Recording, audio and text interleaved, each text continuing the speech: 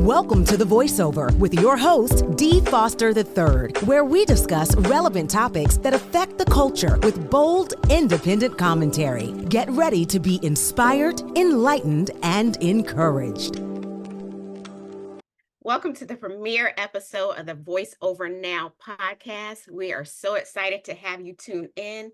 And today, our guest, some of you may know him as Bishop Darnell Johnson. Some of you may know him as D. Foster III, but he is the CEO of Wake Up Global Networks and D3 Consultants, LLC. We are excited to have him here. So we're just going to have him come and kind of give us a background of where he is now, where he's been, and where he's going. So we're excited to hear everything he has to say. So let's welcome Foster Johnson III. Welcome. Prophetess, thank you for having me as your guest. I'm honored. Thank you. Thank you for being here. So today we just kind of want to go over and have a transparent conversation. So we want you to be honest in your answers. We're all family here. So we just want you to have the opportunity and a platform to just kind of let us know where you've been, what you've been doing, and what's on the horizon for you. So that's where I want to start. Where have you been? What have you been doing? We know you stopped pastoring. Well, but thank you again. And I appreciate you. And before I even answer that, I want to say thank you so much for your unwavering through everywhere I've been, your unwavering, you and your family support of myself and Wake Up Global Networks. You know, God, every now and then, God will send you what I call the real ones. And when it comes to you and your family, I mean that's what he really did. So thank you. I have been trying to really find my way. You know, after pastoring for more than half of my lifetime, and then in 2021 was the last time I pastored. I thought the transition, though I knew and know it's God's will that I stepped out of that role. But to be honest with you, I never configured that getting my footing would be so difficult at that time.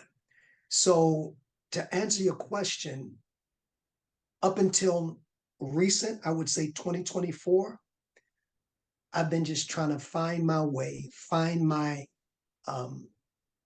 niche, and see, even though I knew what was the next thing to do, trying to figure out how to do it. So I once was lost, but now I'm found, was blind, but now I see. So you feel like you're at a point where you now know where you want to go, the direction, you found your footing. So are you happy with where you are right now and where you're going?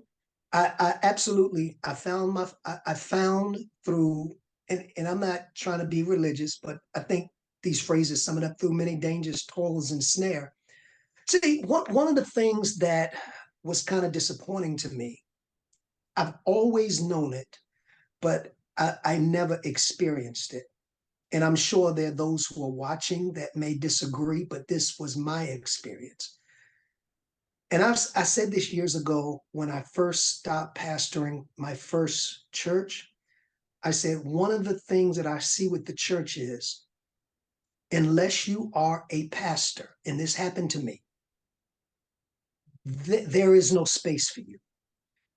In my opinion, the only space that is made for non-pastors, and that's why I think so many stay in that role past their season, because the only time you get invited, because that's a congregational exchange, or your church is very prominent, that's notoriety to the guests. And the only other option is if you have sons or daughters who are gracious enough when you step out of that role to invite you to be a part of what they're doing. But from my personal experience, once I shut the door or said this is over, Prophetess, there was no space. The invitation. Now you asked me to be honest, right? Is that what you want? You want me to? Absolutely. Please. Yes. The invitations, the telephone Mm. calls,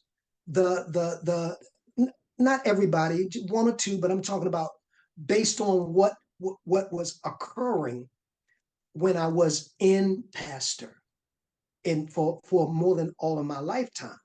So when you ask where was I was, maybe I should correct it. I was two places. I was trying to find my space, but I was dealing with the hurt and the disappointment that came from what I felt was the rejection from an institution that I had given, like I said, more than my life that I was born into. Now, having said that, I knew when I left my last pastorate and began and started, and you were right there, Wake Up Global Networks. I knew it would be something different than pastoring, so I already knew that. I knew that my role would be very much different than a day-to-day pastor. I accepted that. I realized that I was giving up a lot to obey God. That part I don't regret. I realized I was giving up a lot of economics to obey God because there were no longer the pastoral anniversaries, the birthdays. You sure you want me to be transparent, right? You good with? Please. I do. I'm There were good no with it. longer Keep it there were going. no longer the birthdays. There were no longer the anniversaries, the different Father's Days. I understood that. So that was a cost that I counted prior to saying, I believe my pastorate days are over. And I still believe it. So I'm not recanting on that. But what I didn't expect was the shift in the institution or the church or the leaders, even some of the laity that I received, because I wasn't a brand name in their eyes. Because in the church, and I haven't changed my mind with this. I'm not upset. It helped form my direction. But I understood, and I do understand. And we have to change this. And that's a whole nother topic for another time. That if people are going to have the freedom to step into their calling, they have to know at some point that they will not be pushed to the side and ignored and rejected as if they never mattered. So when you say, well, where have you been? I've been dealing with that, trying to reconcile that, trying to get healed from that, trying to get past that. That's why a lot of people haven't heard from me, because you can't heal in the same place where the wounds take place. Let me say that for the people in the back. You can't heal in the same place where the wound takes place. You have to go away, reconcile that, get healed, forgive, come back, and now maybe you can have some kind of a semblance there. So dealing with that and deciding exactly what form Wake Up Global Networks would take. So I was doing a lot of, as you know, trial and error stuff. Believing this one thing, okay, that's not working. Believing this thing, is it? And it didn't kind of take off the way that I wanted it to take off. So that's why I started off by saying, kind of getting my footing on this new journey that I began almost 2 years ago. And it took 2 years. 2 years for me to reconcile the treatment, to reconcile my new position, to reconcile everything that I had given up. Nobody made me. I want to make that clear. But it's my destiny. And so reconciling that, and then with this new organization and feeling as though I've got to do something. I can't sit back and do nothing. So trying to figure out exactly where we were going with that. I know that's a long answer, but I want to be very as transparent with you as you requested of me as possible. But something happened 2024, and I don't want to jump ahead of you. And so I got some resolutions. I got some resolve. I was able to resolve the treatment. I was able to resolve my destiny and begin to embrace and even love and even be proud. I did the inner work. I did it. I didn't say it was easy, but I've been doing the inner work of being healed, of being whole, and of being restored. And now I can even be honest, even all those years that I was in pastorate, I think I'm more confident and know more who I am having gone through that experience than before I went through that experience. Wow. Wow. You asked for it, you I get it did. here. You know I me, did. you know. Yes, I asked for it and I'm glad you gave it. And like you said, that's a conversation for another day. That was a lot to unpack. And that's something maybe we'll have to do another conversation. Go Yes, into gladly. once you left pastoring and the treatment and how you felt and just that whole process and how it brought you to where you are today. So thank you for being honest. I asked for it and we got it. So thank you. But kind And of let me say this, I oh, think sure, if I yes. can, just to Yes. clarify, because I know people are viewing this, Right. it wasn't every single person. So I wanted to say that. But I will say without apology, it was the majority. I'll leave it at that. All right, we'll just leave that there. But piggybacking off of that, well, now would you consider yourself still in ministry? Are you still in? Absolutely. That's my calling. You know, one of the things that I have always, if anyone knows my ministry from years and years ago, I've always taught on the 7 mountains of cultural influence. And I've always taught that premier ministry. I don't know how much the church or the system understands this, else we wouldn't treat those who are not in the pulpit weekly different. But did you catch that? I threw that real quick. But um, but yes, I am. But it's not the traditional type of what we had this one concept that we must get delivered from of ministry. But when Jesus said, go into all the world, the cosmos, the systems of the world. And so to answer your question, absolutely, I have no choice. I've been called, destined, and ordained to do it. And pastoral ministry was just one of the roads that I passed through to give me experience, to equip me to go to the world. So absolutely, that's what I do in everything. That's what we do, and that's what made this journey so difficult, because it's not like you can go out and say, all right, let me forget all of that, because this is not a career. It's a calling. So if it was a career, I could say, you know what, the heck with everybody, y'all sticking where the sun don't shine. Let me go out here to a multi-million-dollar corporation, sell myself. But when you're called and you're marked of God, you don't have that option. And I will say, unfortunately, but you have to be, like Paul said, obedient to the calling. So very much so, and plan to be in it all my days here on the planet. I love it. Awesome.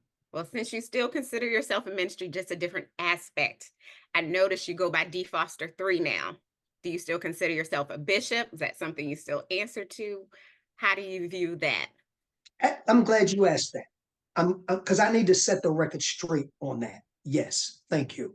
And you have some very excellent questions, and keep bringing them. I will always be a bishop. If you understand the episcopacy, once a bishop, because I've had people come to me in this process and say, well, how can you be a bishop and not have a church?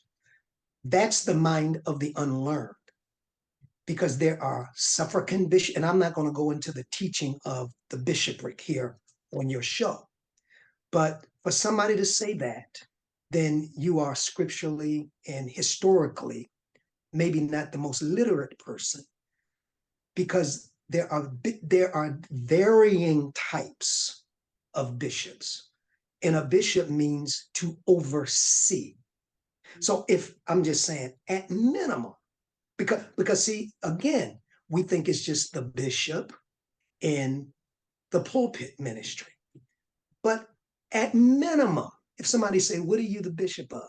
Okay, I can give you two things at minimum, and I will just do this for the unlearned. I'm the bishop or the overseer of Wake Up Global Networks Incorporated. I am the bishop of those who consider me a spiritual father or a mentor. And all that word means is episcopus, oversight, to have oversight of. So to circle it around and make it more historical, the only thing you can, once you are consecrated and hands are laid on it, and I am official. I did not make myself a bishop. I did not carve out a certificate. And I'm saying this for a purpose. Mm-hmm. I had hands laid on me. The chief prelate, Bishop Harold C. Ray, consecrated me. I have a certificate. And I'm saying this for a reason. So that is the official. Bishop Oscar Brown laid hands on me. So that was the official consecration.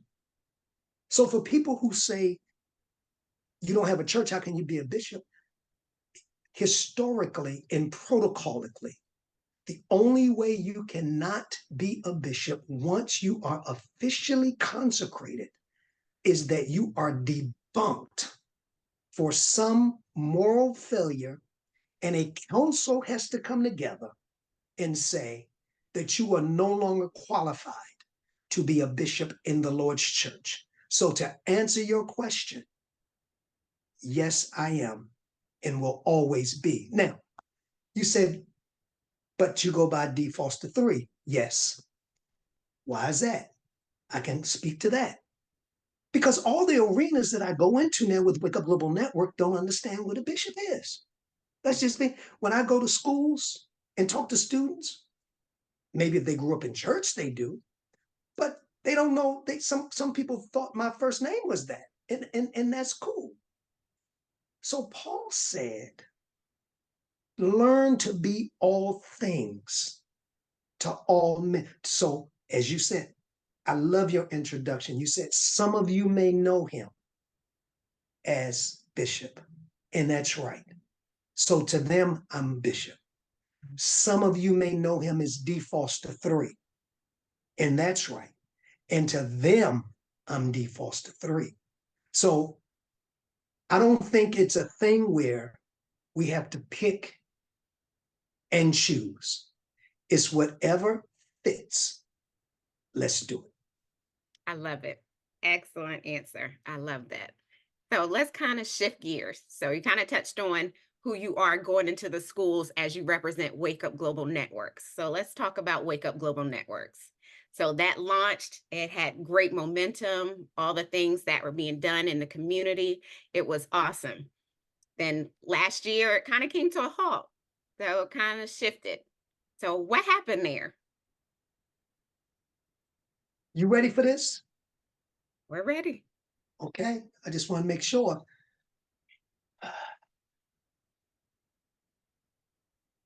Money. You said, what up? Money. I told you, I'm gonna put it straight. My biggest mistake, but it won't happen again, was, all right, let me go back. Even during my years of pastoring, I, I, I've never been a person to raise money. I did if I was asked, but I just never, that wasn't my thing. That was even to pastor. If any congregation that I've pastored, and I've pastored 3 in my lifetime, they would have to be honest if they're watching to say, when I came to you, that means it was desperate. It was a need. I did everything I knew to do. And now I need your help. That's the way I used to raise money under my pastorate. It wasn't after offering every Sunday. I didn't do it. I'm not saying it's wrong, but for me, it just was not a conviction for me. Raising money, asking for money has always been the squeamish side of my personality in ministry. Always has.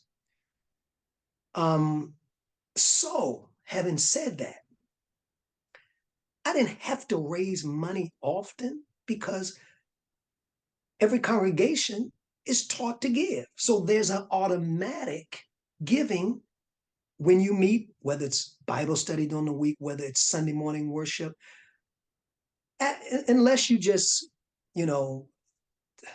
have a need, or unless you just money hungry. The average pastor doesn't really have to raise an offering every Sunday. They may have to remind people to give, but especially if you're in the Black church, you're going to give, right? So I want you to keep that in mind. So that squeamishness in me carried over to Wake Up Global Networks. But the difference is I didn't have a abiding congregation that would fill in my lack of talking about finances. So because I never made, even with our partners, and there are some partners, if you're looking, and I know you are, who you never missed a month, I want to say thank you. It's because of you that we could hold on and maintain as long as we did. But there were other partners who felt like, and again, this is where we're going to have to make some changes. If you're not a church, I don't have to give to you. But wait a minute, aren't you still receiving? Aren't you still receiving? I didn't know we give to institutions only. I thought we like a restaurant. I pay where I'm fed.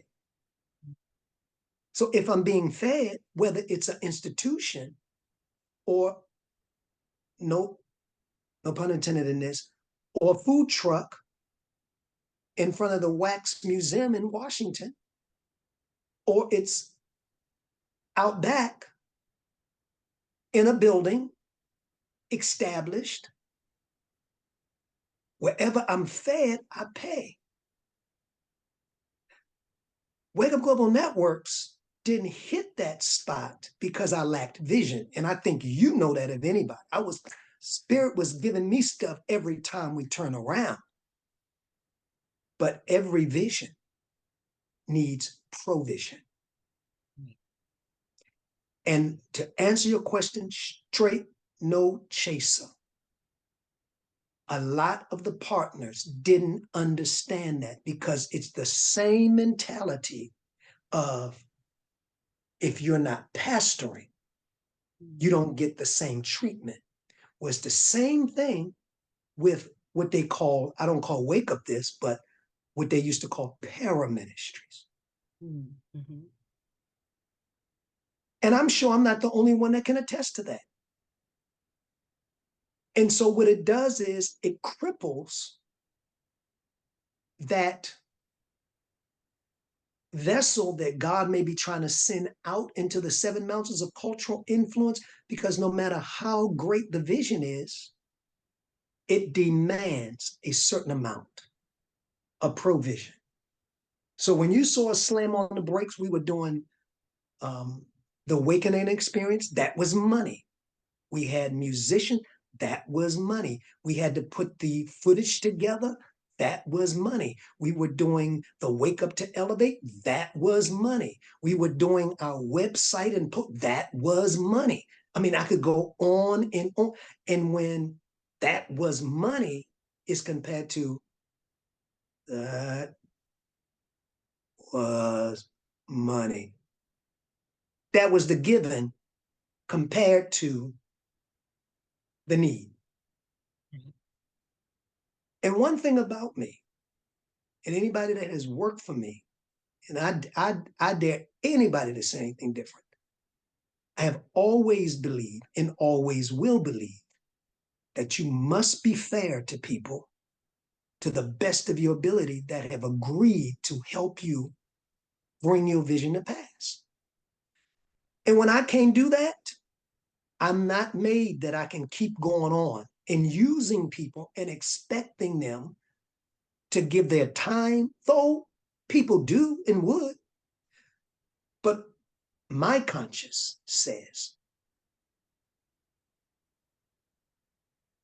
you give your time, you give your talent, you sow back into it as you have done 1,001 times. How long are we going to drive this? And let me speak to the person who would say, well, maybe God didn't lead you to do it. No, I disagree with that because it was successful. That's why I said it's only one reason: money. And I tread on this, and it's not everybody.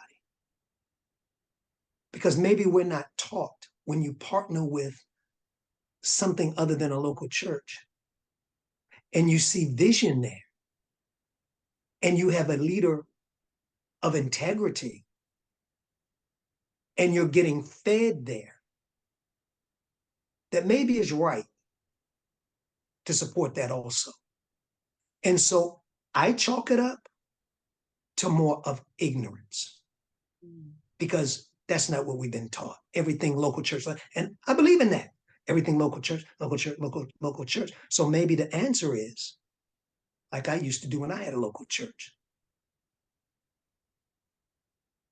Take some of what's coming in the local church and bless those para-ministries.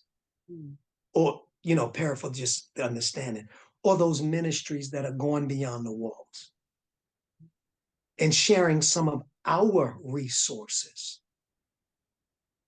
with them. Right. Now, for those that are viewing this in the pulpit, I'm sure they're going to see it totally different. But I'm on interview, and I'm giving my experience based on what the guest is asking. And I tell you, it was nothing but finances. That's it. Nothing more, nothing less, not what I had experienced, because I was forgetting about that, moving forward with what God gave me, and we had great momentum. One thing only, MONEY, and I had not learned to be a con quick enough, and still not, but I changed my approach. I appreciate your transparency there. So yes, thank you. What would you say then that's the end of Wake Up Global Networks? No, we just beginning. Are you what? The end, we kicking in second gear. Awesome. Now I can't go into as transparent. There's one or two things that I'm waiting for, and I think I've shared it with you that I need to see happen that transpired that I can't talk about publicly yet. But no way, Wake Up Global Networks hasn't even begun to fulfill what God set us up for. I think the first 2 years were just like any business probably, or any even trial and error, finding out exactly what we're called to do and what we do best and what we're not called to do and what we don't do that well. And I think, to be honest, no brag, but I'm just being transparent across the board because, again, I've learned to believe in myself more than ever before. I think most of the things we did were successful. And most of the things, I can't say this, or we did this and this wouldn't work. I can't, to be honest with you, everything I believe Spirit told us to do, it was successful. From the Wake Up weekday daily break off to the wake up to elevate to the awakening experiences to all of our outreaches in our communities, everything had the mark of God on it. One thing that thou lackest. What is that, rich young ruler? Money. Got it. So yeah, we're gonna be around. That's the ministry God gave me. And now let me say, I love it because it can take on many forms. It doesn't have to, it's not just limited to outreach. It's just not limited to podcasts. I love it because we have the liberty, because Wake Up Global Networks Incorporated, it's not a church per se, it is ministry. We can take on many forms. So with this, we're not boxed in to one thing. I love it. All right. Well, you guys heard it here first. Wake Up Global Networks is not over. So stay tuned. There's more in store. So make sure you stay connected for what's next. So now that we've got that out of the way, we're currently on the Voice Over Now podcast, which is something new. So kind of tell me the background. Where did this come from? And what is this about? Okay, I'm glad you asked that too. So, first of all, I want to shout out to the owner and the operator, the CEO of WPB Media Networks, who hosts the Voice Over Now podcast, Minister April J. Thank you so much for allowing us to be a part of your platform while as we are rebuilding at Wake Up Global Network. So to answer your question, there are people that even doing and this is when you know you really touch people. So let me go back and say, there were people who reached out during those 2 years when I was, trying to recover from what I felt was the rejection of the church and having given my life to pastoring people. There were, as I said, one or two who would reach out. April J was one. And periodically during this time period, she would just text or call, didn't want any details, just to say, Bishop, how are you doing? Hadn't heard from you, just wanted to make sure you were okay. You can't buy that. I mean, to me, that's worth more than money. If she and one or two who did that would have gave me 1,000, it could not have equated to that right there, care, genuinely care and concern. So about maybe over a month ago, she reached back out again. She said, and we had been talking for the last maybe 2 years, because to give you some history, I was on her and her husband, Frank's, her former husband, but husband at that time, Frank Johnson, they owned a radio station, one of the first people that I knew who had internet radio. This was like 5 or 6 years ago. And I was blessed by them to be on their radio station every Saturday night. That's where I started, with a radio show talking about cultural, societal, whether it was politics, whether it was in entertainment, hip hop, fashion. We would have that context called the voiceover. And the context was, with all of these voices out there, we bring a kingdom perspective and a kingdom voice over all of that, right? So when things happen as they did at the station and the voiceover, and then we did a Sunday morning show there with just playing gospel music and commentating on that. So long story short, as things happen, April and I began to talk, especially as she joined Living Word, and where I was pastoring, about the resurgence, because she would always say, "Oh, Bishop, I enjoyed the voiceover so much." I said, "Well, once you get reestablished and set up, let me know. I'll do it again. I'll be glad to bring it on." When our kind of media came to a halt, one of the things I know, and let me put a pin here, I know I'm called for media. I have never all of the years I've pastored, even before then, God gave me a voice on a radio station, television station. I have never been off of media. The longest I've been off of media is when we stopped doing the awakening. And one of the things I've gotten prophecy after prophecy that God is giving you the airways. You have a voice for the nations through media. So that's one of the things that I knew. And that's one of the things that gives me the most joy, to be in media, to commentate, whether it's Christian stuff, worldly stuff, quote unquote, in industry stuff. I'm on it. That's one of the things that I know that God has assigned. That's why we form Wake Up Global Media.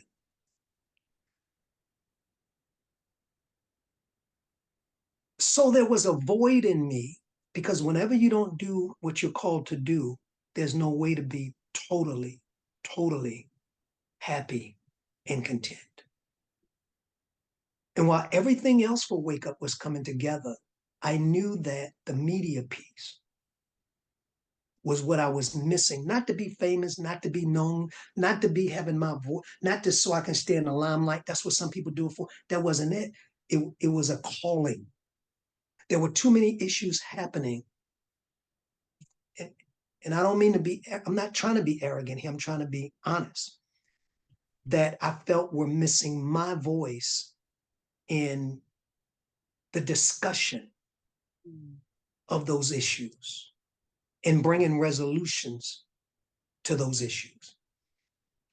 So I remember the last time April J reached out to me, and we've always had a very distant but close relationship, because when I met her, she was not a part of the church I pastored, but she still allowed me to pastor her without her being a part of the church before she connected to the church. So we've always had a distant, not in it, but we knew we were there. She knew I was there for her as bishop. And then the tables turned. She became there for me. So she called me. I'm still answering your question. She called me about a month ago with a regular bishop. Didn't want nothing. Just calling to check on you, seeing how you're doing. And in that kind of conversation, I got a little more transparent. I said, well, this is what I've been going through, shared some of the stuff I'm sharing with you. And then she said, well, I'm here for you. If I can ever do anything, I'm here. And that time only, I said, yes, it is something you can do for me. I need to be back in media. Yes. I said, I need you to help me get back on a podcast. No, I asked about a radio. She said, well, then we talked about that. She said, but I got something better for you. Then she talked about this. And long story short, without going into a lot of intimate details, in less than a month, this was born. Some of the other things you'll discuss. Because when God is in it, that's when God sent April J to us to help us get our footing. And I said, now this will be the research of the voiceover. We will just call it, because we've updated it and times have changed, the Voiceover Now podcast. I love it. Well, what is some of your, I guess, your vision? Where do you see yourself going with the voiceover now? Like what type of guests? What do you hope to Oh, now see, the voiceover now is going to follow the trend that the voiceover then do? had. This is going to be, now this seems like a real spiritual topic here today, because I think it is, because it's talking about me. But this won't be the tone of the voiceover. We're going to talk about a lot of things that's going on in the culture. There's a lot of shakeup in the entertainment industry now, with a lot of big producers are being exposed. That's going to be one of my shows coming up in the next few weeks. We're going to talk about the issue with the of Fani Willis case. There's a lot of discrepancies that are coming up in that. And I've got guests. I'm lining up guests for that. We will be talking about some things that are happening in the church. There's a lot of exposure going on in the church. We're going to be talking about that. So the mantra is on the voiceover now, if you're talking about it, if it's in mainstream media, then we're going to, 9 out of 10, we're going to talk about it here on the voiceover now, and we're going to have expert guests. We're going to, and see, this is where, see, this is where, like I told you, I've wised up in some things since I've learned some things in this last year when we had to put some things on hold. That ain't happening, because we're going to, some guests we got flying in, and we got to sit down and talk to them person to person. So we're not talking about just, and I'm not belittling anything. We're not talking about just, people around the corner. No, we got some big guests lined up for the Voice Over Now podcast. So we're going to be touching all four corners of the earth, touching. No conversation is off the table, bringing you information, but most of all, edification. And of course, because I'm involved, a little entertainment. We expect nothing less from you. I'm looking forward to it. So everyone, make sure you stay tuned. So we're excited to see what's to come. All righty. So let's keep going on this train of transparency, okay? So Okay. we talk about something a little controversial. Okay. So I want to start here. So we have seen that you've mentioned in some of your teaching and your belief about astrology. Okay. I just want to know, how do you, if at all, how do you reconcile that with your belief in the Bible and your belief in Jesus and your relationship with him, and as a bishop and someone in ministry? Oh, good. I'm glad you asked that. See, bring it on. Bring it on. I'm not ashamed, and I think anybody who especially has followed me lately understands that I do embrace astrology because it's in the Bible. As a matter of fact, I have a book coming out on my Earth Day entitled Understanding Light Language, which deals with the connection between God, astrology, and the Bible.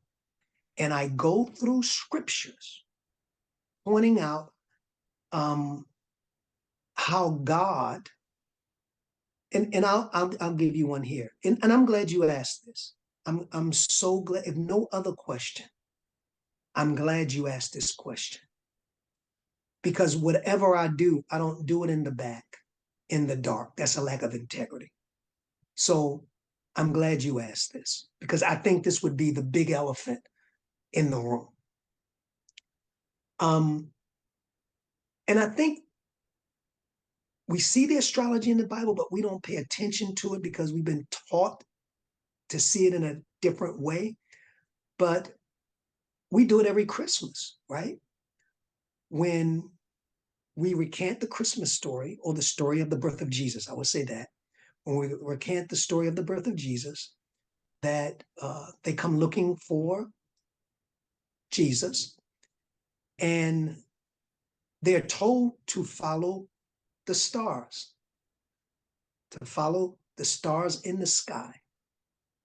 To read the stars in the sky, that's what astrology is. You would have to be what's called a magi. And they called them wise men, magi's. They follow the stars in the sky. And I go through that in my book and show us over and over again how astrology is in the Bible. Now, let me draw the line.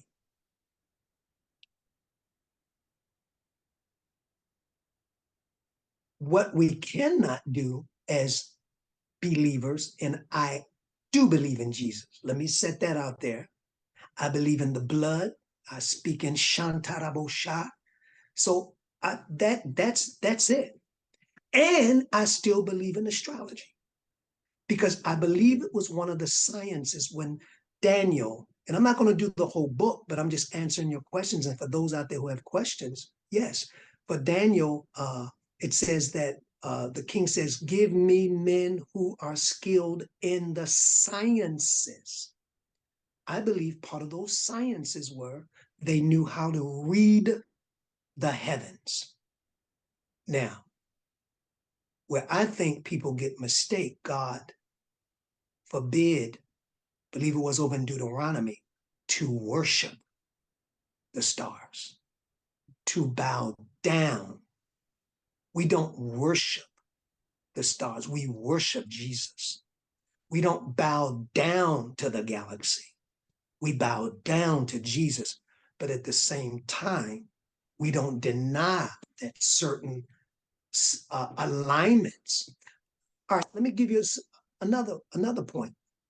And you can ask me any questions. Like I said, this is, I don't know when you're going to get another chance to sit down and talk to me like this transparent. I just felt like it was, I felt like when you said be transparent, then I felt it was time. It's amazing how we don't believe in, like, I'm a Pisces, and my birthday is in March next week. And the symbol of Pisces is fish. We don't believe in astrology for most Christians, but that fish on the back of their car, that fish has nothing to do with Jesus. Outside of the fact that that fish is Piscean, the age when Jesus started his ministry. But anyway, what I'll get, so there are subtle ways that we embrace it, but very few people are going to be like me, who come out and publicly embrace it and say, yes, I believe in the arrangements in the heaven. Psalms 19:1. Let me give you one real quick. Not you, but for all those that are viewing. The heavens declare the glory of the Lord, and the earth shows forth his handiwork. The heavens, and it pours out its speech. The heavens speak night and day. And that's just, so yes, I do, but I don't worship it. But ultimately, Jesus is my center and my compass and the Holy Spirit in my life. All right. Thank you. I know that's been something that's probably been on people's minds, been afraid to ask, but wanted to know. So again, thank you for being honest and transparent and taking the time to explain that for those who had any questions. Thank you. Thank you for being willing to be integrous enough to ask the real questions. Thank you. Absolutely. It's my pleasure. All right. So we talked about Wake Up Global Networks, Voice Over Now. Do you feel these platforms and everything you're currently doing, do you feel that's your destiny, what you've called to do? And that's why you're here on this planet? Just speak a little bit more to that. Yes, I do. I believe that now that I have my footing and that I've stumbled around in the dark some, absolutely, I have never been more sure. And that's a big, that's a big window. But I have never been more sure. I'm excited about it. I'm excited. I have my passion back. Let's say that. I have my passion back. I have my vision back. Because when you're wounded, it's hard to have passion when you're trying to heal, when you're wounded. But now that I've walked through some things, I've reconciled some things, I have my passion back, I have my vision back. what I thought I needed when I first departed pastoring, I don't need. I've come into a self-awareness that, how can I say it? That I'm good. That I'm good in the people like April J, people like April J, people like yourself and your family. The things that I do need, God will send those people, kind of cause our paths to cross.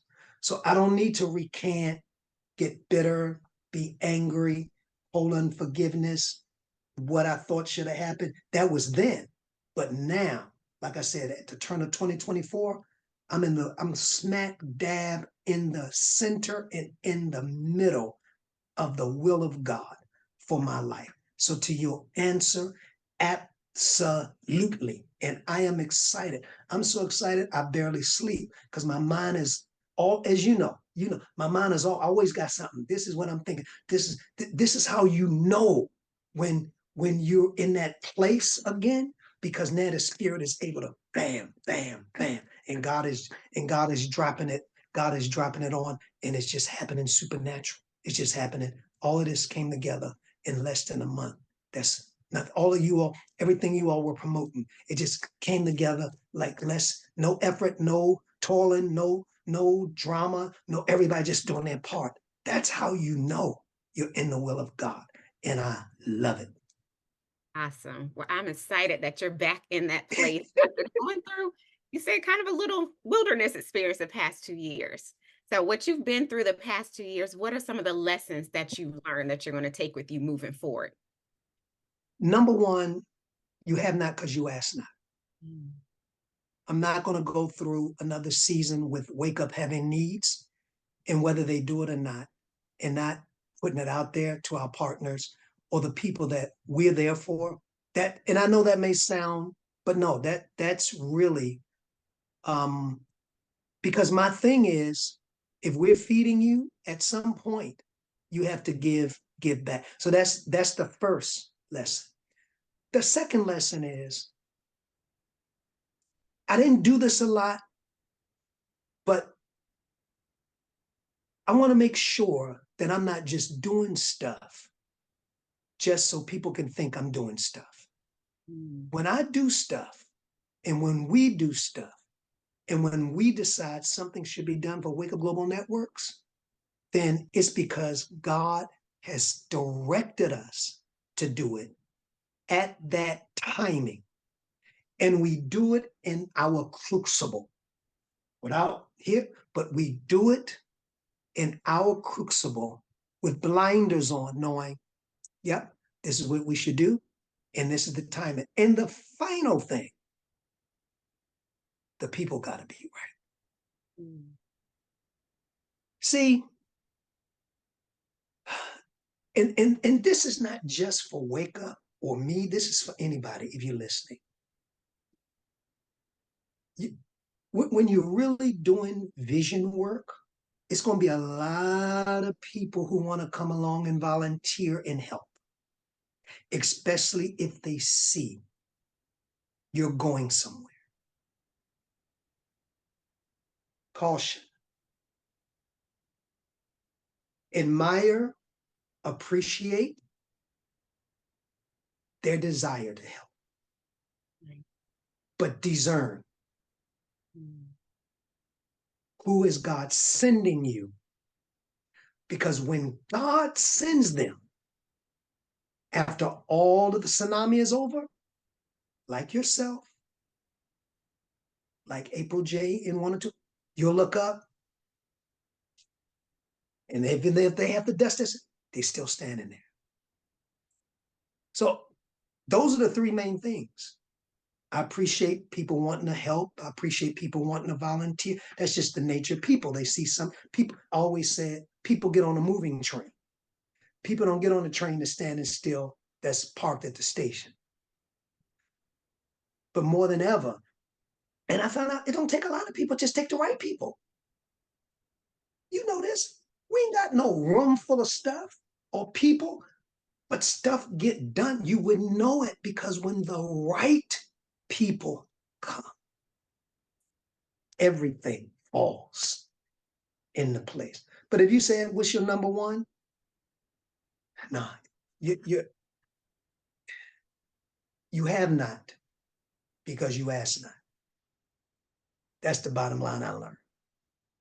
Salvation is free, but quality ministry costs. And I think we put some of the best quality out there with Wake Up Global Network, with all we do, all of our productions, all of our outreaches. We don't do all of our Wake Up to Elevate, everything. We do first class. Only thing free is salvation. After that, you got to pull out debit card, credit card, or some cash, or we don't take crypto yet. And I'm not saying that as we're going to become money hungry. So I don't want anybody to hear that. But I didn't ask and I didn't receive. I'm not going to beg, but I will ask. Good lesson. Very good. Well, do you have any regrets over anything the past 2 years? And is there anything you would have done differently? Do I have any regrets? I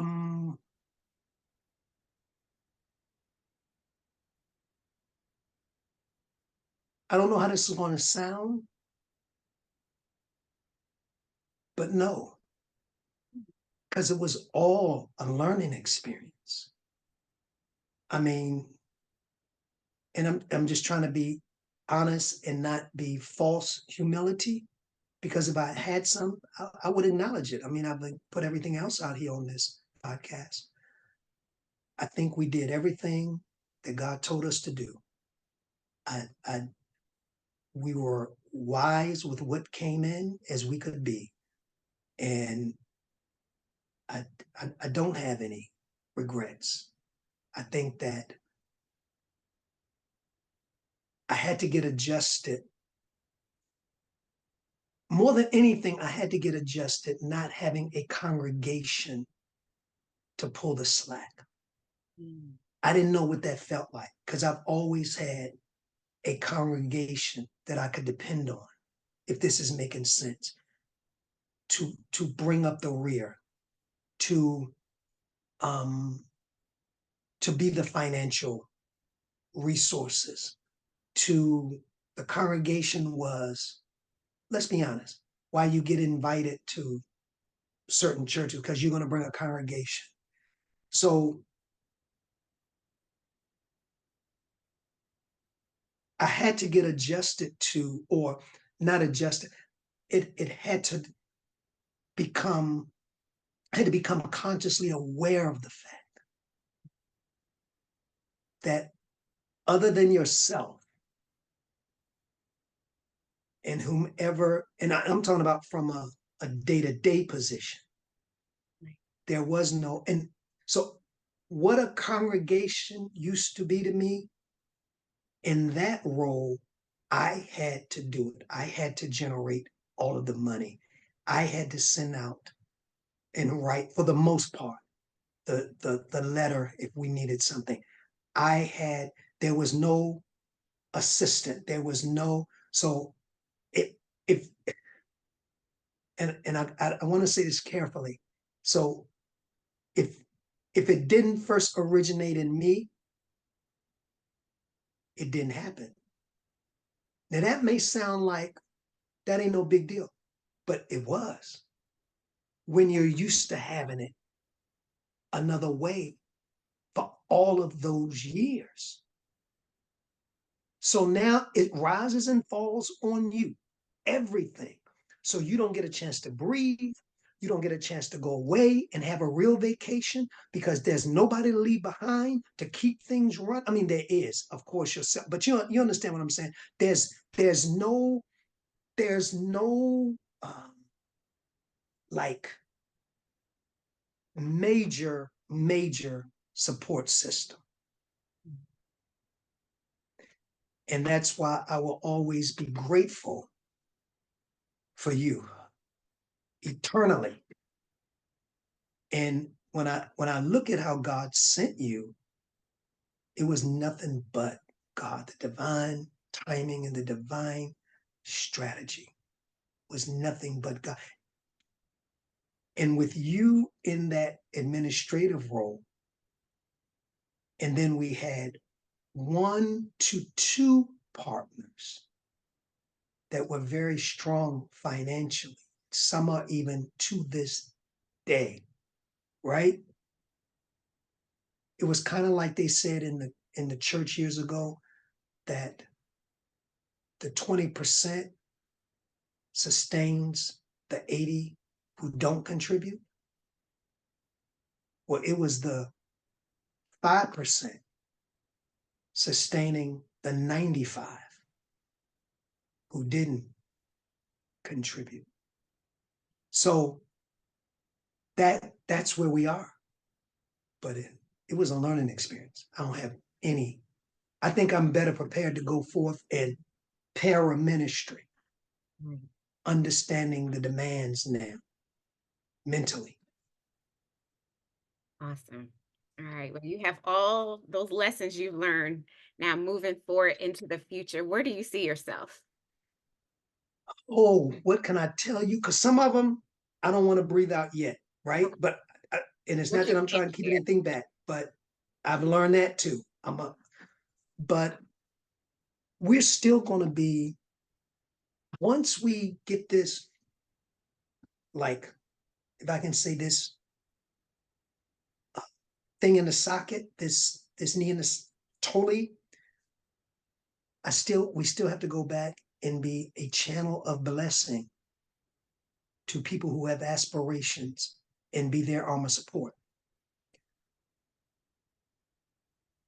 I just want us, as we move from a limp to a walk to then a run, I want to position other people. That's always been my goal, always been my vision. To position other people's, that their dreams will come to pass, and to be a vital community resource that the community can depend upon us. Very little of it is for me. I mean, I want to do media, right? But I want to write my books. But other than that, I want to be there for the generations that are coming up. That has not changed. That will not. That's why I stepped out of pastoring half my life, so that I would have the resources, the time, the availability to help those get their footing in whatever and it doesn't have to necessarily be ministry as we know it, business, education, finance, whatever, to be a resource. So my future is we get this thing totally on track and it's happening fast, then reconnecting to people to say, hey, what's your vision? Where can we help you? Where can we assist you? What does your neighborhood need? Okay. I have the resources now through Wake Up Global Networks that we can hitch our wagon to your wagon. There were so many people that called me when we were out of that flow, that inner city had needs. I was like, unfortunately, at this time we're not, but it won't always be like this. But that disappointed me in me more than anything, because my thing is, when there's a need, part of our vision is to be there to assist. So that hasn't changed.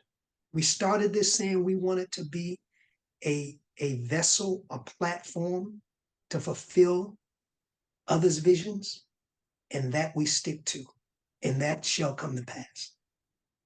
All right. Amen. Well, thank you. And to me, you're Bishop. So thank you, Bishop, for taking the time out today and just giving us a chance to talk about everything and your transparency about everything. And also, since we were talking about the future, we want to talk about what's coming up on Sunday and the premiere of something else, the Voice of Hope Connection and the Voice of Healing Prayer Call. So you want to give us a little bit more about that? Well, I can. I mean, so again, this was a vision that came out of, because I am still in ministry, that'll never change. just wanting to encourage people, especially what I've been through. So every Sunday morning at 7 o'clock, and I know it's early, but you can get the replay, and some people are up, just kind of giving you a 5 or 10 minute word that will propel you through all of the challenges. One of the things that sparked this is not to say, well, if you have any challenges, there will be challenges. Jesus said, in this world, there will be tribulation. So to be forewarned is to be forearmed.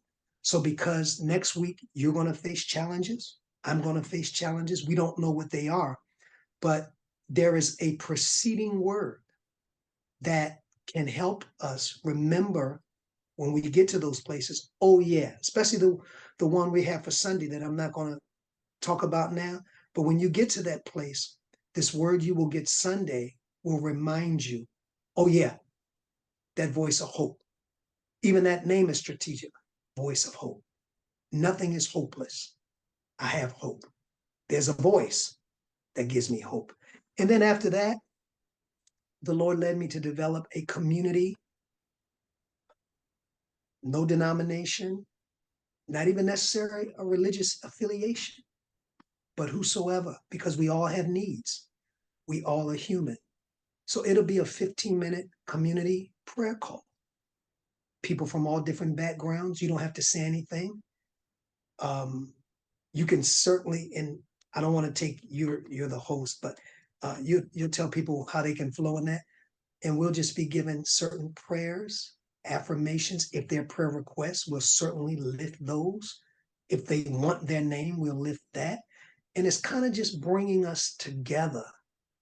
In the words of James, I think it is, pray one for another. Just, we may not pray the same way, we may not, but at least you may not pray in tongues, that's fine, come on. You may be a Catholic, that's fine, come on. You may be a Muslim, that's fine, come on. But at least you may not have the same prayer language, but we're wishing goodwill to one another. That's the main thing. So those two endeavors I am excited about, and we launched those on Sunday. Awesome. And that's so needed right now. So yes, we're very excited about that. And if you guys want to send in prayer requests, we do have a link set up. All of that information as to the time that everything airs, how to send prayer requests, please head to our social media, Wake Up Global Networks, or of course, make sure you're following us on our new socials for the Voice Over Now podcast. You'll get all the information there. And make sure you tune in every Wednesday at 7:30 p.m. for the Voice Over Now podcast. The links and information should be on the screen as well as on our social media. And again, Bishop, thank you for taking this time out. We're excited about where God has taken you next. So stay tuned, everyone. Well, I want to say thank you for asking me not being afraid to ask the hard questions and taking that challenge. And I don't want to cut you off. If you have another one, I'm open if you finish, but I wanted to make sure that you asked all the questions that were in your heart that you felt needed to be asked. So was there any others? I don't, like I said, I don't know when you'll get another sit down. So you better ask, but if any others, I'm open to. If Yeah, we are good. I think you've done an excellent job today. I think we've covered a lot of ground. Maybe if something comes up, maybe we need to do a part two. But I think we are good for now. Absolutely. And I would like to say publicly, like I said, and I don't take words lightly because I know words, we're judged by words, that I am eternally grateful for you and your family, your husband, for all you have sown in the light days, but even in the darker days. You all were still there. Nothing changed. Nothing wavered. And for that, you couldn't give me $100,000 to replace. So I want to say, I really, from the bottom of my heart, appreciate you being there when it looks like it wasn't going to be no there, but you were still there with all of your responsibilities, business, family, taking care of parents. You were still there. So I pray that God will always cause your meal to run and never run dry, and that you will get the kind of support in every one of your endeavors, even down to your children's children, that the faithfulness of God will be seen upon and in their life, because you and your husband started that trend of faithfulness and loyalty to me and to Wake Up Global Networks. So I want to say thank you. Thank you, Bishop. I received that. Oh, thank you guys again for tuning in, and we look forward to seeing you on next Wednesday. Have a good one. Thank you for being a part of The Voiceover. Please follow us on all of our social media platforms to stay connected to our upcoming shows and guests. Instagram at The Voiceover Radio. Twitter at DPropheticI. That's the letter D, prophetic, EYE. If this show has enriched you in any way, please share The Voiceover among your circle. Until next time, keep allowing your voice to be heard.